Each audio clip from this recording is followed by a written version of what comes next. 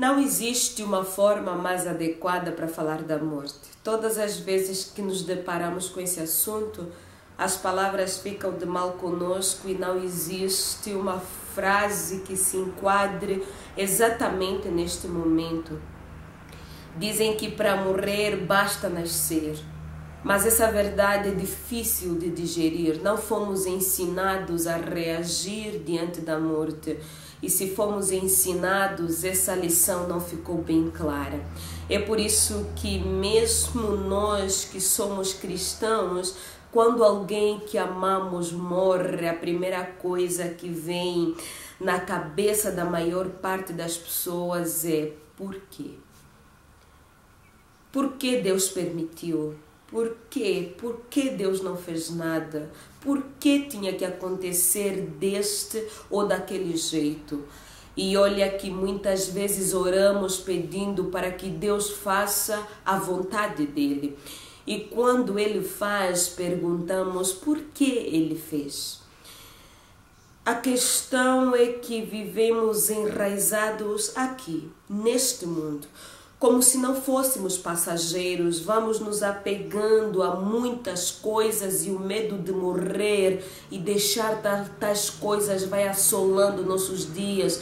Então vivemos como se fôssemos super-homens, muitas vezes frios, calculistas, egoístas e orgulhosos, como se a morte não fosse real. Como se tivéssemos o controle da nossa própria vida, e é justamente aqui onde devemos mais uma vez entender que todos nós um dia partiremos, todos, famosos e não famosos, ricos e pobres, inteligentes e ignorantes, humildes e arrogantes, altos e baixos, homens e mulheres. Todos mesmo um dia morreremos. Devemos aprender isso e aceitar, apesar de ser difícil. Creio que isso pouparia um pouco a nossa dor. Só que às vezes a dor é muita por causa de sentimentos do tipo: eu poderia ter feito mais. Eu poderia ter amado mais. Eu poderia ser menos orgulhoso, eu poderia ter perdoado, eu poderia ter abraçado, eu poderia ter dito isso, eu poderia ter dito aquilo. Enfim, e diante da morte, essas intenções chegam tarde demais.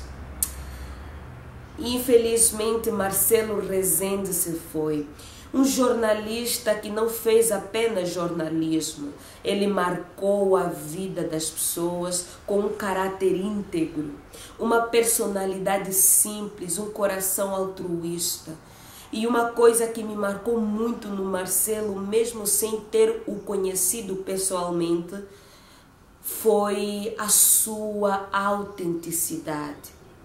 Ele não se cansava de sair da regra e surpreender com sua criatividade. Ele se reinventava sempre, ele nos informava, nos formava, nos fazia rir, mas também nos fazia chorar e pensar em um mundo melhor. Ele era muito bom no que fazia e é assim que ele marcou a minha vida. É assim que me lembrarei dele. Corta para mim. Na Cobeta, um kudurista angolano que durante 10 anos de carreira deu uma roupagem inofensiva ao kuduro, nos fazendo dançar com o akimono, o bababá e outras músicas que alegraram o coração de muitos no pós-guerra civil. A estes e suas famílias e amigos, os meus sinceros sentimentos.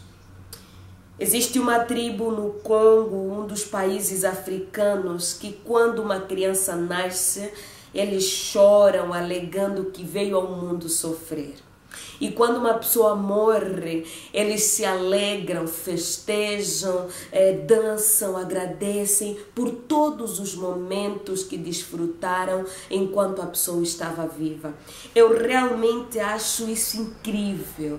É claro que é um pouco radical chorar quando nasce uma criança, pois esse é um dos momentos mais sublimes na vida de um ser humano, onde temos a oportunidade de ver a multiplicação da vida. Mas poderíamos adotar o costume de viver cada dia como se fosse o último, amar intensamente, perdoar hoje, abraçar agora, dar mais um beijo, visitar sem que a pessoa esteja doente, orar por alguém sem que ela peça, doar-se e amar as pessoas, deixando um legado que fará com que as pessoas no dia da nossa morte possam chorar, sorrindo, declarando quão importante foi a nossa vida na vida delas. Ofereça flores hoje, declare seu amor agora, valorize as pessoas que você tem, isso é importante, o resto é apenas resto. Devemos sempre nos perguntar: como estou vivendo? Para que estou vivendo? Para quem estou vivendo? E se eu morrer hoje, que falta farei ou que legado deixarei? A morte é real. De tempos em tempos perderemos os que amamos ou nós mesmos iremos embora, deixando os que amamos. Isso vai acontecer querendo nós ou não. Para os que creem em Cristo, há esperança na vida eterna, pois aquele que crê nele, ainda que esteja morto, viverá. Portanto, acreditamos que a morte não é o fim. Vamos fazer um minuto de silêncio para todos os nossos entes queridos que já partiram.